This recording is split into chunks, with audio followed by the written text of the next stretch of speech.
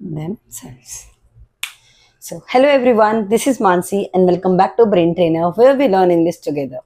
In this session, we are going to learn the other part of pronoun. As we already discussed, personal noun, possessive noun, and this is reflexive noun. In this video, we are going to learn the other part of pronoun. So, I hope you all doing well, and if you are new to this channel, do subscribe and share with your friends who want to learn English and upgrade their self too. चलिए शुरू करते हैं।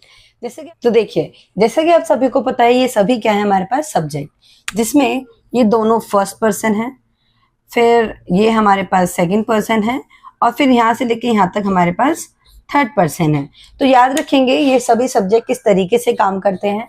Now my, our, your, his, her, ये सब क्या है personal pronoun. Personal जो अपने लिए, सेकंड पर्सन के लिए और थर्ड पर्सन के लिए इस्तेमाल करे जा सकते हैं। जैसे कि I am going to market to meet him. Him आ गया, यहाँ पे आई आ गया, तो I is personal pronoun and him is also personal pronoun. लेकिन ये मैं अपने लिए इस्तेमाल कर रही हूँ और ये मैं आगे वाले के लिए इस्तेमाल कर रही हूँ, यानी कि सेकंड पर्सन के लिए इस्तेमाल कर रही हूँ। सेम इसी तरीके से हम इसको थर्ड पर्सन के लिए भी इस्तेमाल कर सकते हैं। तो पर्सनल प्रोनाउन वो प्रोनाउन होते हैं जो हम अपने लिए, सामने वाले के लिए और किसी थर्ड पर्सन के लिए भी इस्तेमाल कर सकते हैं। इसी के साथ है हमारे पास सेकंड, जिसको हम पोजेसिव प्रोनाउन कहते हैं। Possessive noun. अब ये वो प्रोनाउन होते हैं जो कि किसी सब्जेक्ट के पोजेशन को दिखाता है, चाहे वो सब्जेक्ट कोई भी हो। इतने सारे सब्जेक्ट है हमारे पास, इन सभी का क्या दिखाएगा पोजेशन, कि वो सामान किसका है। जैसे कि कोई सामान मेरा होगा तो माइन, फिर हम सबका होगा तो अवर्स, आपका होगा तो योर्स, उसका होगा तो हिज, किसी लड़की का होगा तो हर्स, कोई नॉन लिविंग थिंग होगी तो इट्स। नेक्स्ट दे, मतलब उनका होगा तो वहां पे हम क्या लगाएंगे दे। जैसे कि ये किताबें उनकी है तो these books are theirs. These books are theirs। Clear हो गया। जैसे कि एग्जाम्पल लेते हैं, Manoj books is 50 rupees but mine is 40। ये क्या है हमारे पास पोजेसिव प्रोनाउन, जो कि हम किसी की पोजेशन को दिखाने के लिए इस्तेमाल करते हैं। जैसे अगर कोई सामान मेरा है तो माइन, अगर हमारा है तो अवर्स, उनका है सामने वाले का है तो योर्स, किसी लड़के का है तो हिज, किसी लड़की का है तो हर्स, नॉन लिविंग थिंग्स है या फिर दे है तो उनके पोजेशन को इस्तेमाल करने के लिए हम क्या लगाते हैं पोजेसिव प्रोनाउन। जैसे एग्जांपल लेते हैं, मनोज बुक कॉस्ट ₹50 बट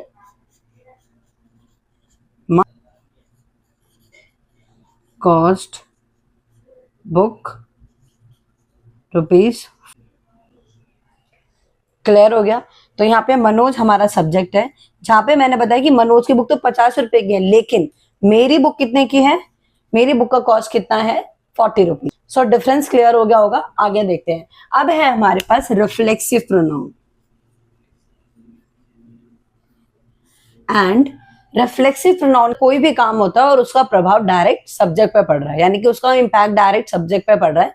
कहने का मतलब है तो हम क्या लगाते हैं रिफ्लेक्सिव प्रोनाउन। अगर बात करें आई और माई सेल्फ, जैसे मैंने अपने लिए किताब ली तो I buy book for myself, तो she buys a book for her self.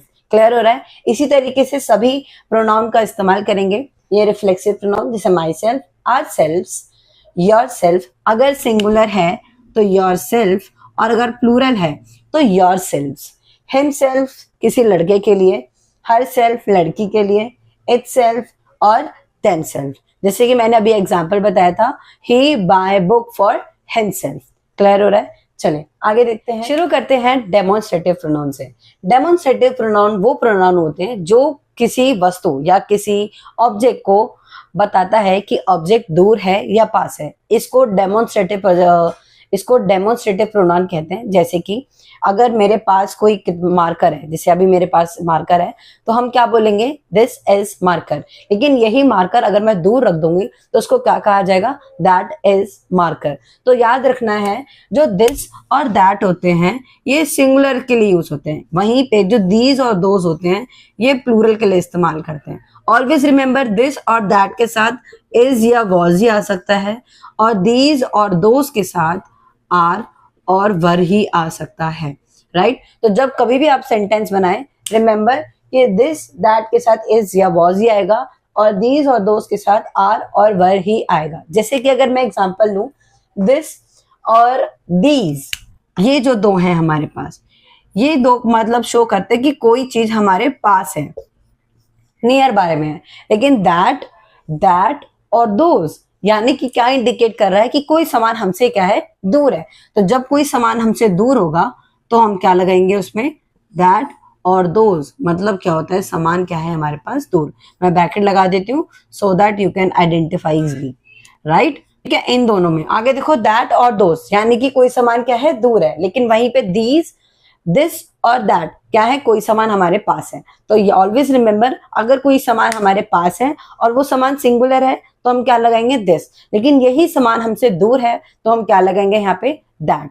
वहीं पे अगर बहुत सारा सामान यानी कि बहुत सारे मार्कर हैं तो मैं क्या बोलूंगी इनको लिए, दीज आर मार्कर्स। लेकिन यही मार्कर मैं अपने से दूर रख दूंगी या टेबल पे रख दूंगी तो मैं क्या लिखूंगी, क्या बोलूंगी, those are markers.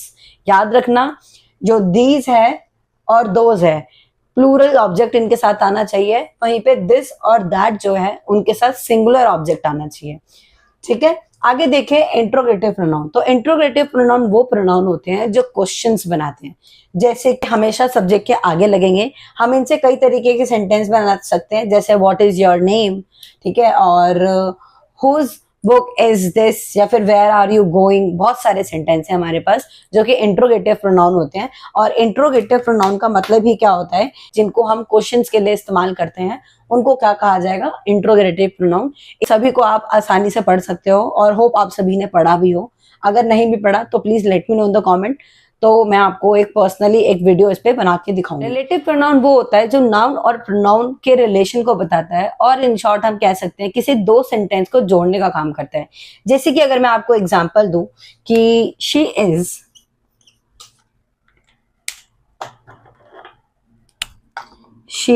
Is the most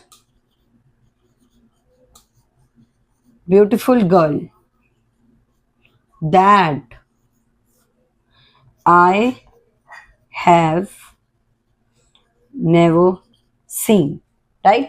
हमने क्या लगाया, that. I have never seen, मैंने कभी नहीं देखा किसको, she is the most beautiful girl. तो जब दो सेंटेंस को जोड़ने का काम कौन करता है, that.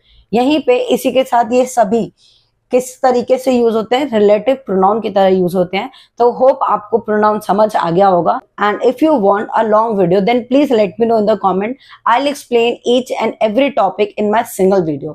So please do comment if you found this video helpful, and don't forget to subscribe, hit the bell icon so you never miss an update. And if you found this video helpful, please give it a thumbs up and share with your friends. And at last, keep watching, keep learning, keep practicing. Thank you so much.